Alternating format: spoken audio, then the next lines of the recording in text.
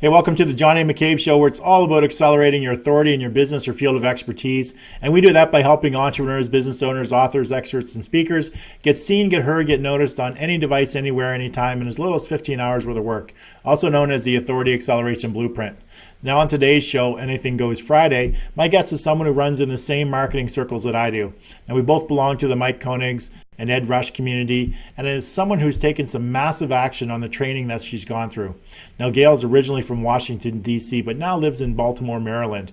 Now, for 19 years, she worked in corporate travel as a consultant at the World Bank and PricewaterhouseCoopers until 9/11 struck, when all travel came to an abrupt halt. She then went into real estate investing business and in 2002 and built a wholesale business until 2007, when the world economy collapsed as a result of the mortgage crisis. Now, that catastrophic event took its toll on Gail like it did so many others. She lost her entire real estate portfolio, including her own personal residence. But that didn't keep Gail down. It was then that she moved on to Maryland, closer to her two adult sons, where she started her journey into video marketing. Now, Gail ventured into an organic coffee and tea distributorship while continuing to learn marketing strategies to build her own coffee business online. Now, around that time, she discovered Mike Koenigs, and through his training and events, she elevated her marketing services to include consulting, book publishing, and live webcasting. Now, in 2015, Gail launched the Small Business Network TV using social media webcast platforms such as Blab, Periscope, YouTube Live, and Google Hangouts. She now helps small business owners, coaches, and consultants who have no live stream knowledge increase their visibility, position them as the experts in their field, improve upon their brand, and expand their brand recognition. Now, she does a lot of that by using live stream platforms that has allowed her to connect with their current and future ideal target markets, then repurpose and repackage those streams into additional products that can be offered to her clients. Now, a strategy that I'm very much in alignment with. Now, today, Gail's going to share with us her 11 ways to turn your live stream into a cash machine. Now, make sure you pay close attention to what Gail has to say regarding this topic. If you've watched my show in the past and you're aware of the Authority Acceleration formula and the blueprint, you'll know that I'm a huge advocate to live streaming video to your ideal target market. So today, you're going to learn some new strategies to turn that stream into money. So be sure to stick around, because when I come back, I'm going to be joined by Gail Turner-Brown. Hey, thanks for joining us today. Today it's Anything Goes Friday, where basically anything goes on the show. We're going to stick to the theme of business this week, business strategies, and particularly live streaming. Now, with Facebook Live coming on the scene not too long ago, you see more and more people live streaming content to their feeds. Now, Facebook didn't start the concept of live streaming, but because of their massive customer base and reach, they've opened it up to the world to they've opened up the world to content that they normally wouldn't get access to. So our guest today is going to share with you 11 ways to turn your live stream into a cash machine. So be sure to pay close attention to what she has to say if you're either live streaming now or you plan to incorporate it into your business. Now, Gail Turner is our guest today. She's an entrepreneur, marketing consultant, and live stream specialist. She helps small business owners, coaches, and consultants who have no live stream knowledge increase their visibility, helps position them as experts in their field, improve upon their brand, and expand their brand recognition. Now, she does that by using live stream platforms that allows them to connect with their current and future ideal target market, then repurposes and repackages those streams into additional products that can be offered to their clients. So please give it up with likes, love, shares, and a virtual flurry of thumbs up and heart icons across the screen for our guest today, Gail Turner-Brown. Hey, Gail, how you doing? I'm doing great, John. Thank you so much for having me on. No problem. Thank you very much for joining me on the show. And so you're in Maryland right now? Exactly. I'm in Baltimore, Maryland, and it is getting pretty. You could call, the fall is here. Fall is definitely here. Well, the winter is here in Edmonton. It's actually snowing right now, and we probably have a couple of inches of snow on the ground. It's the second snowfall of the year, so. Wow. Yeah, I am not too happy about that. I'm a fair weather person. I don't know why I live in the climate I do, because I like it 30 to 35 degrees on a regular basis. And that's Celsius, sorry. Celsius, Celsius, like, really? Not Fahrenheit. Okay, so I like it, 80, 90 degrees on a regular basis. And that's the type of climate that I like to be in. But thanks for joining us on the show. Right. First thing I want to do before we get too far is what we call an interview. It's a speed round of questions. And I know you watched the show before. And so it's just basically we're going to rip through 10 questions just so the viewers get a better sense of who you are, just get to know you a little bit more. So it's just whatever comes to your mind in a few words or a sentence. It's nothing that you really need to study for. So are you all set, Gail? Yeah, I'm all set. I'm all set. So name the book that impacted your life the most. Think and Grow Rich by Napoleon Hill. Yeah, that's an amazing book. When you were a young girl, who was your celebrity crush? I didn't do too many crushes. Probably Stevie Wonder. Okay. Yeah, I would say him. And what is the book, podcast, or show that you're into right now? Let's Talk Tech by Winnie Anderson. Oh, very nice. Previous guest on the show. Do you currently work with any coaches? Yes, I do. Dr. Letitia Wright.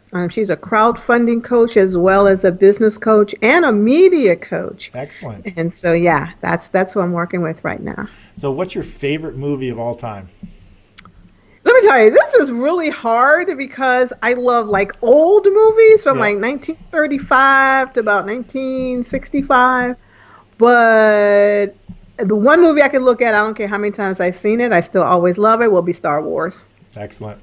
And are you currently involved in any masterminds?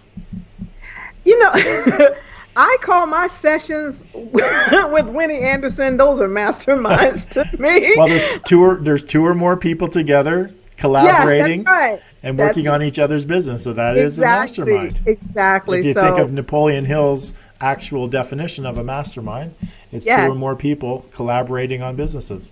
That's right. That's it. That's right. Name a person, either dead or alive, who you'd most like to meet and have dinner with. Wow. Richard Branson. Okay. Because I think he is so much fun. So he's not only rich, but he's so much fun. So him. What's your favorite type of vacation, beach or adventure tour? Absolutely beach. I want to live in Aruba. That's where I am planning to live. So nice. Yes. I'm definitely coming to visit you because it has my climate. Yeah, man. Yes, beach. Absolutely the beach. So what's the best business advice that you ever received? Wow. Probably, there's two pieces.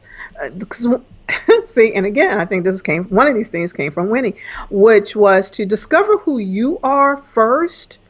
And who are you at your core? And what do you stand for?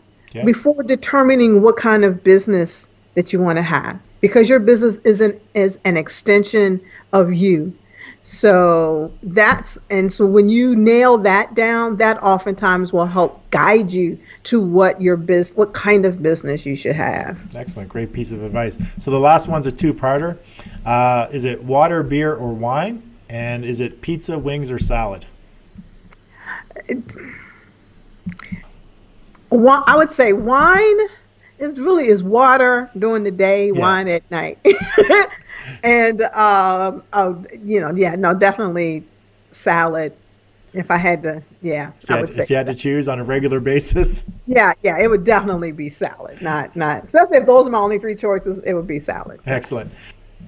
So Gail, can you just give us in a couple minutes, give the viewers sort of your origin story, sort of where you came from? Not too long, but just give us a little brief background for a couple minutes.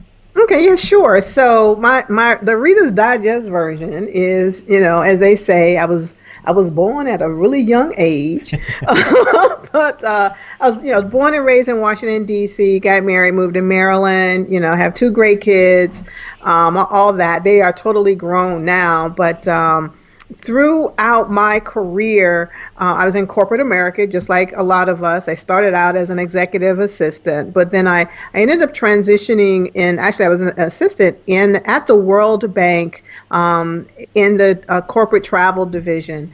And so I stayed in the travel industry for close to 20 years. And it was amazing because even though I was doing that, somehow or another, I was still doing something on the side. I was doing credit consulting and just, I was always doing something on the side. But, fast forward after 9/11, people stopped traveling. And Yeah. then that was also the beginning of the e-ticket craze. Not craze, but, people were transitioning to e-tickets. And so they closed our division. And quite frankly, by 2001, by that point, even though I stayed with the same corporate travel company for all that time, in between, I had been laid off and then they hired me back twice. Okay. And so by the time 2001 came, after 9/11, 2001, and they let me go again. And because I had been doing some other entrepreneurial things, I'm like, you know what? That's it. I'm done.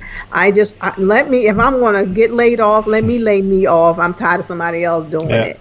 And so from there, I was a real estate investor, which was absolutely great.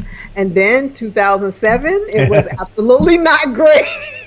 So you had a couple of big catastrophic events in your life that sort of derailed your employment. Yes, absolutely. So, major high and then crash down. And so, and obviously when that happened, along with a lot of other people, I lost all of my assets. Yeah. And one of the things I want people to understand, because this is what we have a tendency to say. We have a tendency to say, I lost everything. And I really didn't. Not as long as I stayed sane, which was kind of hard during that time. Yeah. But, you kind of, as long as you have what you've learned, then you really do have that is really your biggest asset. That's right. I lost all my material assets and ended up moving with my adult son. And so from there, I got introduced to a network marketing company in the coffee and tea industry. And so as I started doing, because an operative word, no matter what, is marketing. Mm-hmm. And so as a result, I wanted to learn more and more about marketing to help market my business. Got involved with video marketing. Got to meet, during that time, how I came upon meeting Mike Koenig, so coming upon his information. Mike Koenig is how I met you, John. Yeah. And really, really started getting into the video marketing and then live streaming. And really, it was really amazing. And I'll go back to what I said with the best advice that was given, because through that time, having various mentors and kind of watching and helping people kind of give you an idea of like, when you ask someone else, okay, like, what do you see in me? What kind of person do you think I am? Some of the same things kept coming up, which basically is like, I really love connecting with people and I like asking questions. Right.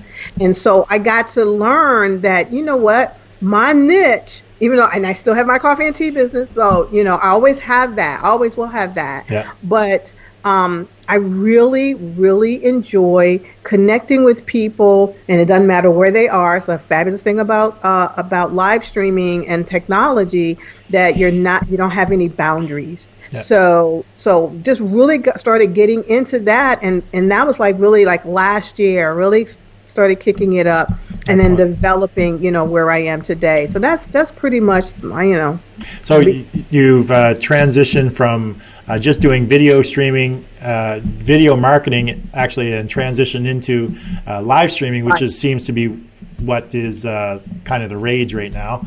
Yes. So what have you found to be the biggest challenge, or not challenge, but the biggest difference or advantage in using the live stream versus just traditional video marketing? What's the biggest difference or the biggest advantage? The biggest difference and advantage is this. The video marketing, such as like what people do with, let's say, your YouTube channel, it's static. Yeah. And it's huge. I mean, because YouTube is the second largest search engine. If anybody wants to ever learn how to do anything, that's usually actually the first place that they go. Exactly. If they want to know how to, right? But when you're building a business, the main thing is engagement. It's not just how many people are just going to click on, but how many people are going to stay, how many people are going to, as they say, people want to do business with those people who know, like, and trust you. Yes. Well, you can become a YouTube celebrity. People come and they watch you every day. But now, if you can get them to your live stream where you're providing them content, they're asking questions, you can kind of go back and forth, And not only that, with the kinds of live stream that we have now, it is not just always that person in that chat box that's just typing in their questions. You can now bring them on your stage. Yeah. And so now you're having a conversation face to face. And so you really get to know that person. And the more they get to know you, the more they get to know your content, the more engagement you have, then the stronger that they will, if they like you and they like what you have, the value that you bring, then they'll stick with you and they'll continue to buy from you. Exactly. And so that's what I find is the biggest difference. It allows people to really have an up close and personal view of the person or the business that they're doing business with. Yeah, I'm a true believer in that, and that sort of aligns with exactly what I'm teaching and sharing with a lot of people in the Authority Acceleration Program. Is, if you're going to create 1 hour of content, then you need to spend 10 hours distributing and engaging with your audience on that content that you created. Just creating content alone really doesn't do that much. It's the distribution and the engagement. That's where you get the interaction. That's where you're going to get people to, like you say, know you, like you, and trust you. That's right. I say those words over and over and over. You got to get people to know you, like you, and trust you. And one of the biggest ways is to create content, but to engage in that content. So exactly. Can you explain a little bit more specifically about how you use this to help small businesses, coaches, and consultants? Are you teaching them how to do this? Are you doing it for them? Sort of what avenue are you taking? All of the above? All of the above. So for a lot of people, especially small businesses, especially the ones who have brick and mortar businesses, okay? And some of them, coaches and authors, because I've interviewed all of those kinds of people too, they don't know the power of live streaming because it's just kind of coming onto the scene. And so there are some people, as most people have probably heard, you've got Periscope and Meerkat, and you've got Snapchat, you've got all of these various platforms. But what I found is that most of those platforms are one to many. So if you're a motivational speaker, so to speak, or if you have a message, if you're doing training and you don't really need to have anybody there, you can use that. That's one way of doing it. But if you also want to be able to have somebody, again, like I said, up close and personal, then those people are able to really kind of almost feel like they can touch you, so to speak. So that's what I'm finding is that when you're able to introduce that to a client that just didn't have any idea before, and they see the power of it, it can really be what do you call it? I don't know, a light bulb moment. Yeah. Now, it doesn't have to be, because it's like everything else. It's not exclusive, but it does add to their toolbox of ways of marketing themselves. And with so much noise, this is also a way to help stand out from the rest. And that's the other thing I find too. That's the right terminology. There's a lot of noise out there, and you have to distinguish yourself above everybody else that's just creating noise out in the internet world. So how are you going to differentiate yourself from everybody else? One of the ways to do that right now is through live streaming, giving value to your ideal target market, and engaging with them as well.